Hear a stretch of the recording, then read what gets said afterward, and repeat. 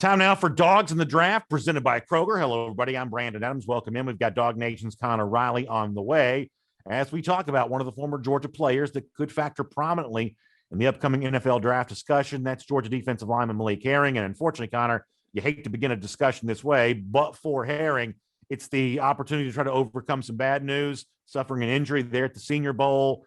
And obviously, that gives a long uphill climb for him to work back from that. What is the outlook for Malik Herring in the sort of aftermath of this injury recovery?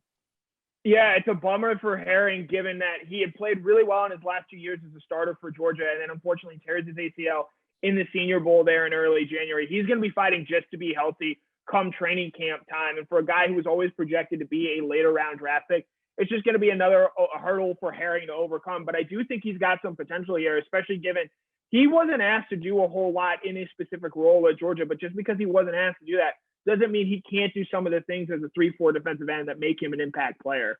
Of course, many of us remember the backflip that he did in his commitment video for DawgNation back in 2017. And I obviously take that to assume that this is a pretty athletic defensive lineman. Over the course of the long haul, my guess is NFL scouts will see a lot they like in Herring, even if for right now he's obviously dealing with an injury.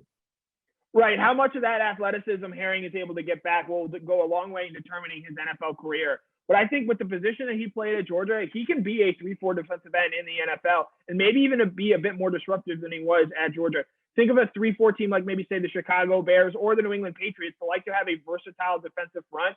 I think Herring could fit very well there if he's given the time to recover and get back to the player that he was in his time at Georgia. Medical personnel will have to figure out the knee and everything like that, but the interviews themselves, Herring should thrive in those. He is clearly a welcome teammate to any roster that he would go on. This is a guy that certainly fit in very well at Georgia. Yeah, Malik Herring was a well-respected member of that Georgia defense, really, in the entire team there, and I think someone that is going to be well-liked. Come in, do his job, not necessarily ask you a lot of questions or concerns about why am I not playing more. Just a very solid all-around teammate and presence to have in any locker room.